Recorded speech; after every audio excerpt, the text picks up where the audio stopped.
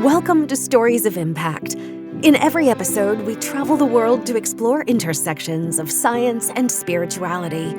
I'm your host, writer Tavia Gilbert, and along with journalist Richard Sergey, every first and third Tuesday, we look through a new lens at old traditions, hear from new generations as they dream up innovative solutions, and learn new ways to make sense of modern life. This is Stories of Impact, the art and science of human flourishing. In our last episode, we met Dr. Adam Cohen, social psychologist and psychologist of religion at Arizona State University. He and Dr. Catherine A. Johnson, ASU Associate Research Professor, shared their discoveries about the positive impact of fasting on the Jewish high holiday of Yom Kippur. Today, we're in conversation with three researchers, including Dr. Cohen, who share another project that explores the way religious ritual connects participants more deeply, not only with their faith, but with their community. This time, not through the practice of abstaining from food, but by breaking bread together. Dr. Cohen sets the stage by explaining his somewhat unusual attraction to the scientific study of spiritual faith. I've long been interested in how religion might promote good life outcomes for people, things like physical health, mental health, good community support, and integration. In psychology, religion has not really been taken that seriously at all.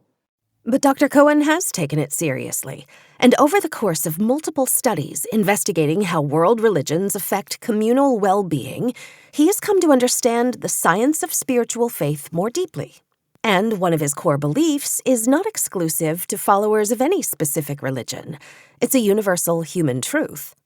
People like to get together with a shared purpose and a shared identity. They like to share food together. That solidifies their sense of connection.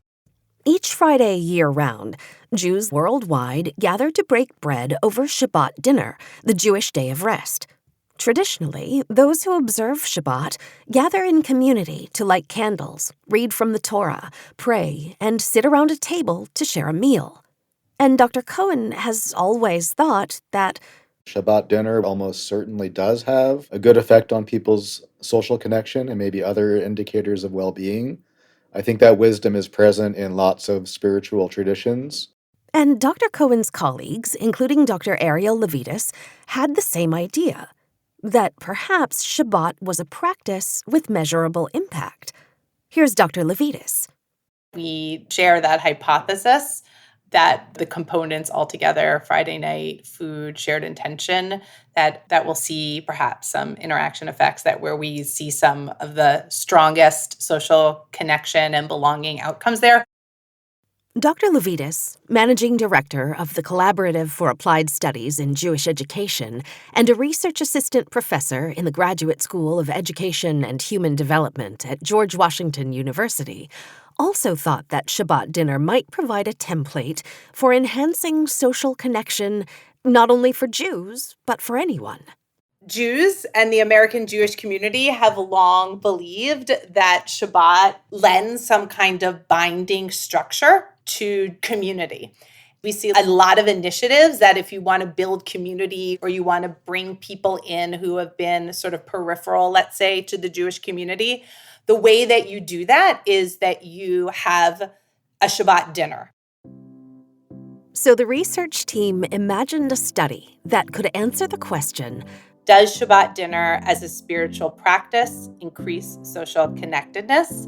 That question was personal to her because of one of her core beliefs. We cannot flourish alone. We need to understand flourishing as a group project. Historically, the academic study of religion, the kinds of experiences it promoted that was very focused on the individual's personal, internal, emotional experience. And that in the study of religion and flourishing, that has often been foregrounded historically. There are traditional modes in which Judaism has something really important to say to our shared conversation about what flourishing can look like. So Dr. Cohen and Dr. Levites enlisted the participation of Aliza Kline, founding president and then CEO of OneTable, an organization designed to help young Jews develop the independence and the confidence to observe the ritual of Shabbat dinner in their homes and to share the experience with their friends and loved ones. Kline was enthusiastic about doing a research project that would dive deep into the data about whether Shabbat dinner had the potential to increase flourishing. What does it mean to have new data that uplifts a home-based practice, that enables people to create this sense of connection inside their own home with a lot of validity? If we actually have data that can say, you too can create this, and people will leave potentially with a stronger connection to each other and to your greater community, then maybe it helps other institutions have permission to think more creatively about how their members are engaging with each other, just maybe not on their property. So what did OneTable's design offer Dr. Cohen and Dr. Levites and the research team? Kline says, there's a couple of things that are unique to OneTable's particular kind of Shabbat dinner intervention. OneTable provides guidance, suggestions, guardrails. We provide what we call nourishment credit, which is actually financial support to take the burden off of hosting 8 or 10 people. Maybe you want to order in some food. Maybe you need an actual table or chairs to serve this. Maybe you need a traditional ritual object. You tell us what you need. Since Kline founded OneTable over a decade ago, OneTable has facilitated more than 120,000 DIY Shabbat dinners with over 250,000 participants, with those numbers increasing every single week. It's not about a synagogue. There isn't a professional Jew or a rabbi, for example, who is facilitating ritual for others. The OneTable design is a DIY with support, home-based approach. And all of our hosts are volunteers. And the idea is that they themselves, they reflect their guests. So they're in their 20s and 30s. They are coming from a wide range of Jewish backgrounds. They are most likely to be Jewish, but their partner or their friends or their guests could absolutely be people from all different backgrounds. So it becomes their own identity supported by the platforms. OneTable began to address a growing problem: loneliness and dissociation from Jewish community, especially among young people. Since the beginning, OneTable has been incorporating measures around social connectedness and loneliness. A desired outcome is greater social connectedness. Close to 50% of our participants are Gen Z identified now. This was a population of young adults who were disassociating from Jewish life as they were from all kinds of institutional affiliations, according to Pew Research. And there was also an epidemic of loneliness that was coming out in many different places, including UCLA studies, both disproportionately affecting young adults. Yet we saw young adults clearly looking for ways to connect with each other, just not finding them through traditional channels. And that was the key to making OneTable uniquely suited to partner in the Shabbat Dinner Project, says Dr. Cohen.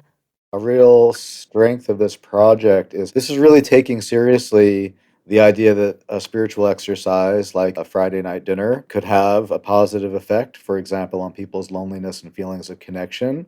But from an experimental point of view, it's breaking apart this practice into its possible active ingredients. We're asking, is food necessary? Or is a group of people getting together with a shared purpose, is that enough? Is a bunch of people eating together, is that enough? Or do you need a sacred purpose? Does this need to be at a sacred time, for example, Friday night?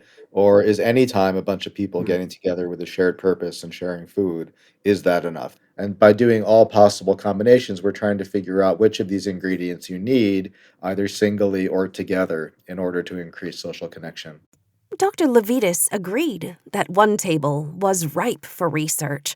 There's something about Shabbat dinner that helps us connect is, I think, a working hypothesis that's actually shared among a lot of people who work in the Jewish communal sphere. People who aren't Jewish and are designing programs around shared meals actually also share that hypothesis, that there are other programs that exist right now in this building civic dialogue space or providing interfaith opportunities, all these kinds of initiatives. A lot of them actually had experiences of a Jewish ritual meal. Sometimes they cited Shabbat dinner, sometimes they cited a Passover Seder, but they had some experience of a Jewish ritual meal, even if they themselves were not Jewish, that they thought was powerful. And I think that they've been quite respectful in how they've interpreted that to inform the design of their own programs.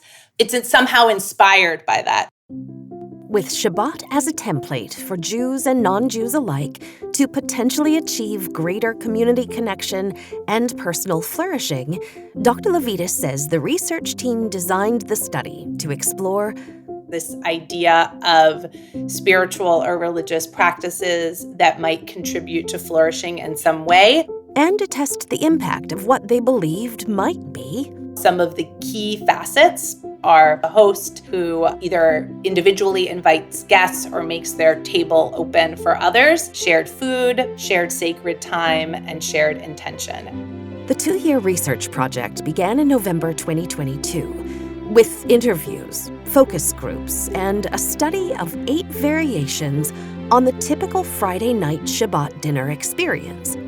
What did Kline hope to discover when the team began the project? When they had a wonderful, meaningful Friday night dinner with others, and then understanding the barriers that keeps people away from that, and then designing solutions. And Dr. Levites' hopes? I went into this study with the assumption that we'll come out at the other end with something useful to say to people who are in the work of Jewish engagement, to people who are in the work of interfaith dialogue, to people who are in the work of civic engagement. And so we did try and think really carefully about how we built this so that at the end we could use what we learned to help lots of kinds of communities grow and contribute to social connection. Kline wanted to learn more about the science behind the ritual, a ritual she'd thought deeply about for years. There is something that is a sacred act of breaking bread. In the Jewish tradition, we say a blessing over the bread, really thinking about the role of the breath of life that was inspired, where the seeds grew and how it cultivated and how we partner with God to bring this bread forth. And whether people are thinking about the full intentionality of that prayer, or they're just saying, actually breaking bread is a sacred act so much that we have blessings around it, there is an understanding. That piece is very powerful. The table is an opportunity where everybody is equal. All right, when we're standing up, we have tall people and short people, and we have all different sizes. But when we're at the table, it's an equalizer. A round table is even better because there's an opportunity to be able to kind of lean in and share that creates an elevated experience.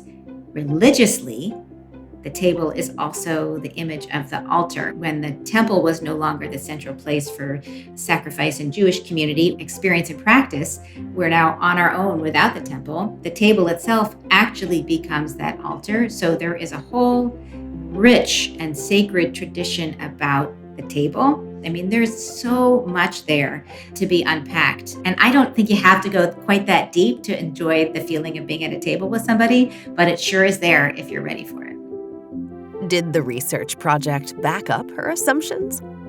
One of the things that we have learned is that, and especially it's articulated so clearly from millennials and now Gen Z, which is the population we're really focusing on right now, is that social gatherings can actually be sources of anxiety. There are a lot of barriers that keep people from showing up at something and then navigating that space. What else did the research uncover? Dr. Levites says, we found that there are more improvements to participating in a Shabbat dinner than doing other social things on a Friday night alone. On some of the measures of loneliness, people marked themselves or assessed their state of being as less lonely than it was on the pretest. For some of our measures of social well-being and connectedness, they marked themselves as feeling more connected to others or more of a sense of belonging after than before. So when we are talking about more improvement, we mean people feeling less lonely, more connected, and feeling a greater sense of well-being. We actually did not find anything that seemed to have a significant effect on being the primary driver or like a key driver of those improvements.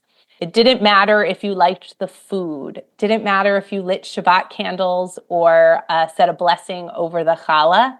It didn't matter if you went to the gathering with a close friend or were less well connected to the people there. So all of these things that we imagined would perhaps be positioned to make an important contribution to somebody's outcomes after a Shabbat dinner, none of those things proved to be a clear driver of those improvements. And that is not entirely, but largely true for most of the measures across all of the gatherings. But Friday people who gathered on Fridays showed more improvements than people who gathered on Tuesdays. Participants may not have cited the quality of food as a factor in whether or not they felt less lonely, but Dr. Levites was still surprised to discover that food could be a barrier to a fully flourishing Shabbat dinner. What we actually found was the food conditions showed less improvement than the no food conditions. So people who did not have food at their gathering showed more improvements. They rated themselves as less lonely, and they scored themselves higher on measures of well-being and social connection compared to people who did have food at their gatherings. And that was a big surprise to us. So what's her assessment of those results? My interpretation is actually that it's probably a lot of things all together, meaning that there is no silver bullet and there is no hack. This study would suggest that it's the whole package of Shabbat dinner that matters, as opposed to any one individual piece that you can easily pull out. However, Dr. Levites reports that the research still supports what she, Dr. Cohen, and Aliza Kline thought might prove to be true. In its sort of whole form, with integrity to actually what Shabbat dinner is on a Friday, with food, with people being able to make the choices about what it meant to welcome the Sabbath with their friends, then we actually did find more improvements for that group in our measures of social connectedness than for people who did other things with other people. It does seem as though, yes, Shabbat dinner is a lever for social connectedness. It's exciting that the research substantiates long-held assumptions about religious ritual. Shabbat dinner is meaningful for building a sense of social connectedness, for mitigating loneliness, for improving belonging. That actually is bearing out in our research. So gathering on Fridays and Shabbat dinner both seem to demonstrate a greater capacity for improvements in terms of your orientation or feelings about humanity. So they're good for sort of sparking a warm feelings about all of humanity, and actually surprisingly less good for developing feelings of connection and belonging to other Jews. Less good? That was another surprising finding. The reason, says Dr. Levites, is that Shabbat dinner provided a space for Jews to bring their authentic selves and to take some risks in how they related to others across the table. And that's not always comfortable.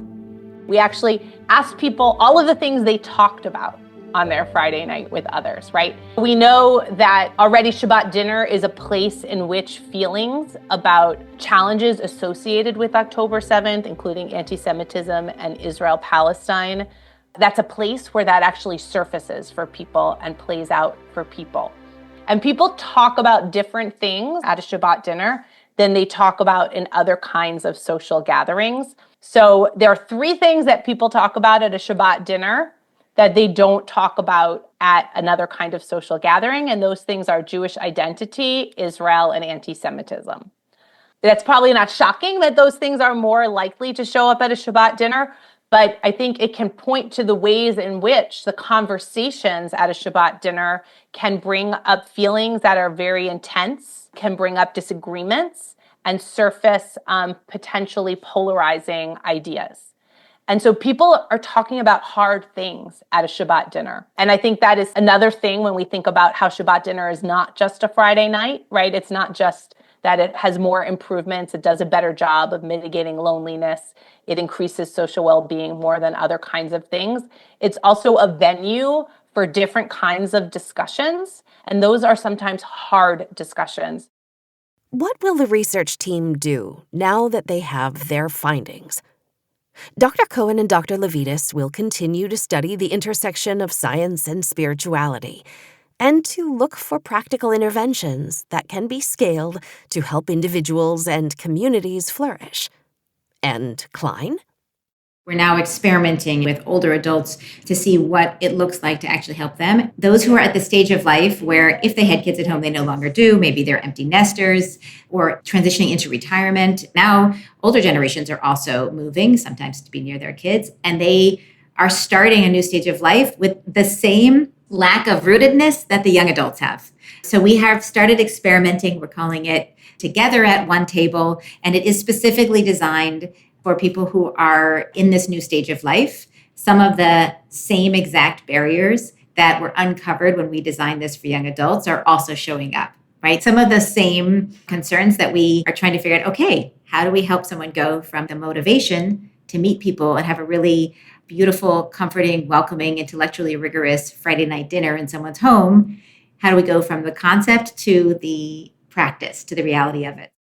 In the future, Kline hopes that the Shabbat dinner study allows organizations like OneTable a framework to offer the enrichment of Shabbat to more people, whether or not they identify as Jewish. This study, to me, is incredibly exciting because there's been a lot of movement in terms of understanding social isolation and disconnectedness.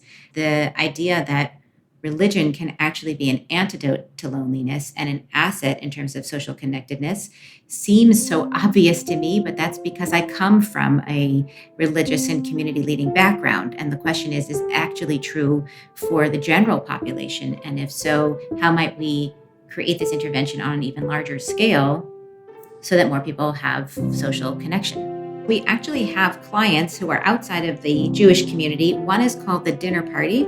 The Dinner Party is a beautiful platform that was also started by a millennial to acknowledge that young adults, some of whom have had a personal loss in their family, and they need community. So they have a platform by which a young person can find other young people to have a beautiful, curated conversation about loss around the dinner table. So it's a beautiful expansion of OneTable. Those same folks are involved in the People's Supper and other gatherings that have been designed specifically at times of high polarization, like we are in America right now, to bring people together, whether it's for a Sunday dinner in a religious context or a Tuesday dinner in terms of bringing together people who are specifically across political spectrum. What are the benefits of making it a ritual where there is the shared food, the intentionality, the cause that's bigger than yourself? If those three ingredients turn out to be essential and in different frames, that'll be really clarifying for people who are also struggling to bring people together and need to know the right ingredients to do it. Our series about the science of religious ritual comes to a close with our next episode, so we hope you'll come back in 2 weeks for that final uplifting exploration. In the meantime, we hope you'll share an intentional meal with a loved one. And we also hope that you'll follow the Stories of Impact podcast and that you'll recommend us to a friend. If you have 1 more minute, it would be great if you could give us a 5-star rating and a review. And we'd be thrilled to hear from you. You can find us at our new website, storiesofimpact.org. This has been the Stories of Impact podcast with interviews by Richard Sergey and Tavia Gilbert. Written and produced by Tavia Gilbert for Talkbox Productions. Assistant producer Oscar Falk. Music by Alexander Filipiak. Mix and master by Kayla Elrod. Executive producer Michelle Cobb. The Stories of Impact podcast is generously supported by Templeton World Charity Foundation.